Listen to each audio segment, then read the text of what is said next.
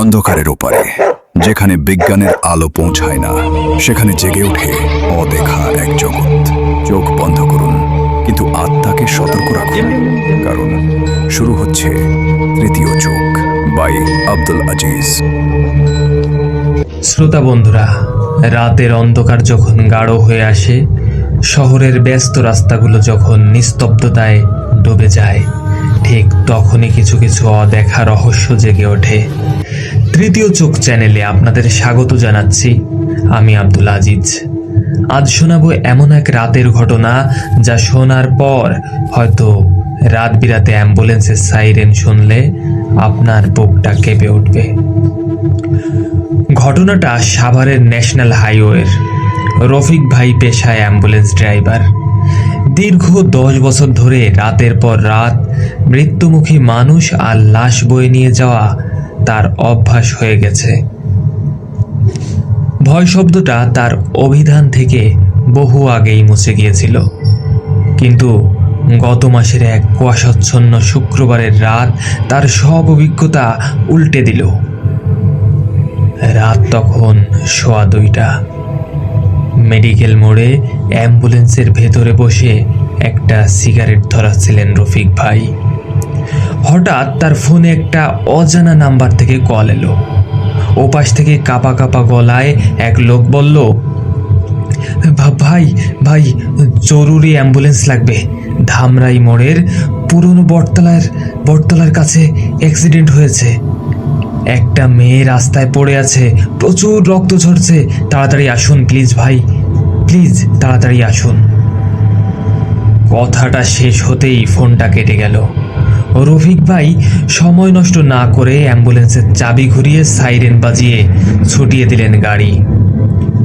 কুয়াশার কারণে সামনের রাস্তা ঠিক মতো দেখা যাচ্ছিল না। হেডলাইটের আলোয় যেন কুয়াশার দেওয়ালে ধাক্কা খেয়ে ফিরে আসছে। 10 মিনিটের মধ্যে রফিক ভাই পুরনো সেই বটতলার কাছাকাছি পৌঁছালেন, কিন্তু চারপাশে কোনো অ্যাক্সিডেন্ট বা কোনো গাড়ির চিহ্ন নেই। চারদিক নিঝুম থমথমে, শুধু বাতাসের একটা শা শা শব্দ। রফিক ভাই ভাবলেন হয়তো কেউ ফেক কল দিয়ে মজা করছে। বিরক্ত হয়ে তিনি গাড়ি ঘোরাতে যাবেন। ঠিক তখনই অ্যাম্বুলেন্সের পেছনের কাছে একটা হালকা ঠক ঠক শব্দ হলো। রফিক ভাই চমকে উঠে লুকিং গ্লাসে তাকালেন। কুয়াশার ভেতর কাঁচের ওপাশে স্পষ্ট একটা ছায়া। মনে মনে ভাবলেন হয়তো কোনো আহত লোকই আসছে। গাড়ি থেকে নেমে ব্যাকডোরটা খুলতেই রফিক ভাইয়ের গায়ের রক্ত জমে বরফ হয়ে গেল।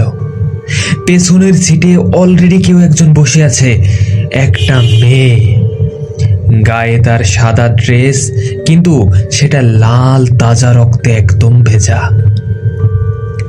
মেয়েটির চুলগুলো মুখের উপর এলোমেলো হয়ে ঝুলছে, আর মুখটা অদ্ভুতভাবে নিচের দিকে নামানো। তার শরীর থেকে পচা রক্তের এক বিদঘুটে গন্ধ ছড়াচ্ছে। রফিক ভাই তোতলাতে তোতলাতে বললেন, আপনি আপনি আপনি কখন উঠলেন? কোথায় যাবেন? মেয়েটি মাথা তুলল না। একদম বরফের মতো ঠান্ডা গলায় আওয়াজে বলল, হাসপাতাল। আমাকে দ্রুত হাসপাতালে নিয়ে চলুন, আমার খুব কষ্ট হচ্ছে। রফিক ভাই প্রচণ্ড ভয় পেয়েও পেশাগত টানে ড্রাইভিং সিটে এসে বসলেন। স্টিয়ারিং হুইলটা ধরে টের পেলেন তার হাত ঘামে ভিজে গেছে। তিনি আয়নায় চোখ রাখলেন, কিন্তু লুকিং গ্লাসের পেছনের সিটটা একদম ফাঁকা। রফিক ভাইয়ের বুকের ভেতরটা হাতুড়ি পেটার শব্দ হতে লাগলো। গ্লাসে কেউ নেই, অথচ পেছনে স্পষ্ট কারো জোরে জোরে শ্বাস ফেলার শব্দ শোনা যাচ্ছে।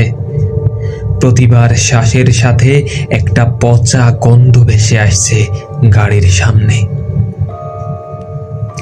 তিনি স্টার্ট দিয়ে যত দ্রুত সম্ভব গাড়ি টানলেন। মিটার 30, 50, 80 পার হয়ে গেল, কিন্তু অদ্ভুত ব্যাপার, গাড়ির স্পিড যতই বাড়ছে পেছনের সেই শ্বাস প্রশ্বাসের শব্দ তত কাছে চলে আসছে। হঠাৎ হঠাৎ রফিক ভাই অনুভব করলেন তার ডান কাঁধের উপর একদম বরফের মতো ঠান্ডা কিছু একটা স্পর্শ করলো। আর কানের খুব কাছে এসে সেই মেয়েটার গলায় কেউ ফিস ফিস করে বলে উঠল, ভাইয়া, গাড়ি এত আস্তে চালাচ্ছেন কেন?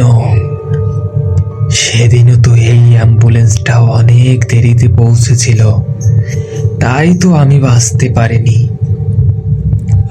শব্দটা শুনে রফিক ভাই পেছনে ফিরে তাকানোর দুঃসাহস পাননি। পেছনের গ্লাসে তাকিয়ে দেখতে পেলেন মেয়েটি এখন আর পেছনের সিটে নেই। সে ঠিক তার পেছনের সিট থেকে সামনের দিকে ঝুঁকে এসেছে, আর রক্ত ভেজা দুটো হাত রফিক ভাইয়ের গলার দিকে এগিয়ে আসছে। আর আয়নায় ফুটে উঠছে মাংস খসে পড়া এক বিভৎস চেহারার হাসি। রফিক ভাই বিকট এক চিৎকার দিয়ে ব্রেক কষলেন। ক্যাশ করে বিকট শব্দে অ্যাম্বুলেন্সটা রাস্তার এক পাশে থেমে গেল। ধাক্কায় রফিক ভাই স্টিয়ারিংয়ে মাথা ঠুকে সেন্স হারিয়ে ফেললেন। পরদিন সকালে স্থানীয় লোকজন রফিক ভাইকে অজ্ঞান অবস্থায় গাড়ির ভেতর থেকে উদ্ধার করে। গাড়িটি যেখানে থেমেছিল তার ঠিক পাশেই ছিল 1 বছর আগের একটা বড় অ্যাক্সিডেন্টের স্মৃতিচিহ্ন। খোঁজ নিয়ে জানা যায় ঠিক 1 বছর আগে এই রাতেই একটি অ্যাম্বুলেন্স দেরি করে আসার কারণে এক তরুণী রক্তক্ষরণে এই জায়গাতেই মারা গিয়েছিল। আজও নাকি গভীর রাতে সেই বটতলার কাছে কোনো অ্যাম্বুলেন্স গেলে চালকরা আয়নায় একজোড়া রক্তাক্ত হাত দেখতে পায়। বন্ধুরা, গল্পটি আপনাদের কেমন লাগলো? এমন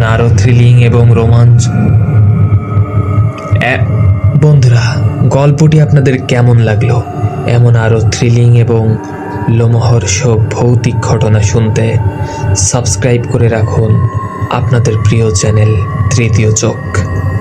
আমি আব্দুল আজিজ আজকের মতো এখানেই বিদায় নিচ্ছি। শুভরাত্রি।